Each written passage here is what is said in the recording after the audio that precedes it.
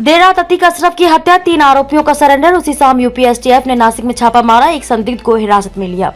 नमस्कार, मैं स्वागत करती हूं आपका यूपी न्यूज 24 में। आइए नजर डालते हैं आज की एक खास खबर पर। माफिया अतीक और उसके भाई अशरफ की शनिवार रात प्रयागराज में हत्या कर दी गई। पुलिस दोनों को मेडिकल टेस्ट के लिए अस्पताल ले जा रही थी। पत्रकार साथ साथ चलते हुए अतीक और अशरफ से सवाल कर रहे थे। इसी बीच 3 हमलावर पुलिस का सुरक्षा घेरा तोड़ते हुए आए और अतीक के सिर में गोली मार दी। इसके बाद अशरफ पर फायरिंग की और दोनों की मौके पर ही मौत हो गई। हमलावर मीडिया कर्मी बनकर आए थे। इनके नाम लवलेश तिवारी, सनी और अरुण मौर्य हैं। हमले के तुरंत बाद ही तीनों ने सरेंडर कर दिया। लवलेश बांदा, अरुण हमीरपुर और सनी कासगंज का रहने वाला है। पुलिस कस्टडी में तीनों से पूछताछ की जा रही है। उनके पास से हथियार भी बरामद किए गए हैं। इस हमले में कांस्टेबल मानसिंह को भी गोली लगी है, जिन्हें अस्पताल ले जाया गया है। अतीक के मरने की खबर सुनते ही प्रयागराज जेल में बंद अतीक का दूसरे नंबर का बेटा अली बेहोश हो गया। अतीक के 2 नाबालिग बेटे राजरूपपुर बाल सुधार गृह में बंद है। उनका टीवी केबल कनेक्शन काट दिया गया है। महाराष्ट्र में एसटीएफ का छापा। यूपी एसटीएफ ने महाराष्ट्र के नासिक में शनिवार शाम छापा मारा है। सूत्रों ने बताया कि एसटीएफ ने यहां से एक संदिग्ध को हिरासत में लिया है। यह गुड्डू मुस्लिम है या अतीक से जुड़ा कोई व्यक्ति साफ नहीं हो पाया है।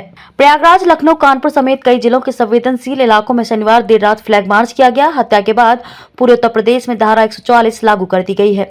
आज के 2 बयान। आरोपी लवलेश के पिता यज्ञ तिवारी बोले, हमें जानकारी नहीं है और ना ही हमारा इससे कोई लेना देना है। 5-6 दिन पहले आया था, उसका घर से कोई लेना देना नहीं था। सालों से बोलचाल बंद है। थप्पड़ मारने के केस में जेल गया था, तब से बातचीत बंद है। नशा करता है, हमने उसे त्याग दिया है। दूसरे आरोपी सनी सिंह के भाई ने कहा उस पर पहले से केस दर्ज है। अतीक अशरफ को गोली मारने वालों में दूसरा शूटर सनी सिंह है, वह हमीरपुर का रहने वाला है।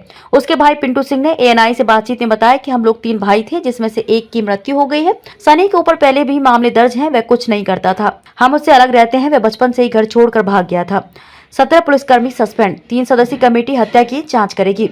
हमले के तुरंत बाद यूपी के ADG law and order Prashant Kumar CM Yogi से मिलने पहुंचे। योगी ने सभी बड़े अधिकारियों को बैठक के लिए बुलाया था। बैठक के बाद सीएम ने 3 सदस्यीय न्यायिक जांच कमेटी का गठन करने के निर्देश दिए हैं। घटना के बाद 17 पुलिसकर्मियों को सस्पेंड कर दिया गया है। प्रदेश में धारा 144 लगाकर हाई अलर्ट घोषित कर दिया गया है।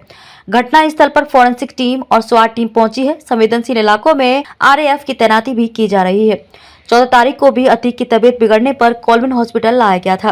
अतीक अहमद और अशरफ को प्रयागराज की सीजेएम कोर्ट ने 13 से 17 अप्रैल तक के लिए पुलिस रिमांड पर भेजा था। 13 अप्रैल की रात यानी गुरुवार को ही यूपी पुलिस और एटीएस ने दोनों से पूछताछ शुरू की। ये पूछताछ 23 घंटे तक चली थी। दोनों से करीब 200 सवाल पूछे गए थे।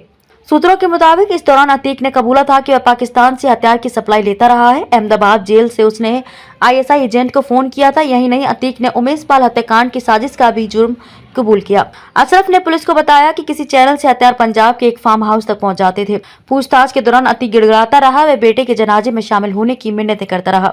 इसी दौरान 14 तारीख की शाम को अतीक की तबीयत बिगड़ गई। इसके बाद उसे अशरफ को एक ही हथकड़ी में प्रयागराज के कॉलविन हॉस्पिटल लाया गया। अखिलेश यादव बोले, यूपी में अपराध की पराकाष्ठा हो गई। यूपी में अपराध की पराकाष्ठा हो गई है और अपराधियों के हौसले बुलंद हैं। जब पुलिस के सुरक्षा घेरे के बीच में सरेआम गोलीबारी करके किसी की हत्या की जा सकती है तो आम जनता की सुरक्षा का क्या। इससे जनता के बीच भय का वातावरण बन रहा है। ऐसा लगता है कि कुछ लोग जानबूझकर ऐसा वातावरण बना रहे हैं। गुरुवार को झांसी में हुआ था अतीक के बेटे का एनकाउंटर। शनिवार सुबह दफनाया गया। माफिया अतीक के बेटे असद और शूटर गुलाम का गुरुवार दोपहर 12:30 बजे से 1 बजे के बीच झांसी में एनकाउंटर हुआ था। यूपी एसटीएफ की एक टीम उमेश पाल हत्याकांड के शूटर्स की लोकेशन मिलने के बाद बुधवार को झांसी पहुंची थी। एसटीएफ को शुरुआती जानकारी गुड्डू मुस्लिम के छिपे होने की मिली थी। गुड्डू मुस्लिम तो एसटीएफ के हाथ नहीं लगा, लेकिन असद और गुलाम एसटीएफ के हत्थे चढ़ गए। असद और गुलाम की लोकेशन मिलने के बाद एसटीएफ दोनों को जिंदा पकड़ना चाहती थी, लेकिन उन्होंने फायरिंग शुरू कर दी। एसटीएफ की जवाबी फायरिंग में दोनों मारे गए। असद को 2 जबकि गुलाम को 1 गोली लगी। शनिवार सुबह 10 बजे असद को प्रयागराज के कब्रिस्तान में दफनाया गया। झांसी में माफिया अतीक अहमद के बेटे असद और शूटर गुलाम के एनकाउंटर की मजिस्ट्रियल जांच शुरू हो गई है। जिला मजिस्ट्रेट ने जांच के आदेश जारी करते हुए नगर मजिस्ट्रेट अंकुर श्रीवास्तव को जांच अधिकारी नामित किया है। कोई भी व्यक्ति एनकाउंटर से जुड़ा सबूत 3 दिन तक दे सकता है। असद का एनकाउंटर करने वाली एसटीएफ की कहानी, शिवप्रकाश पहला टारगेट, न्यूयॉर्क पुलिस से मिला आइडिया, पुलिस से कितनी अलग। 13 अप्रैल की दोपहर 1 बजे खबर आई कि झांसी में अतीक अहमद के बेटे असद और उसके साथी गुलाम को एनकाउंटर में मार गिराया गया। प्रयागराज में इस्पाल हत्याकांड के बाद से असद वांटेड था। इस पूरे ऑपरेशन को अंजाम यूपी एसटीएफ ने दिया।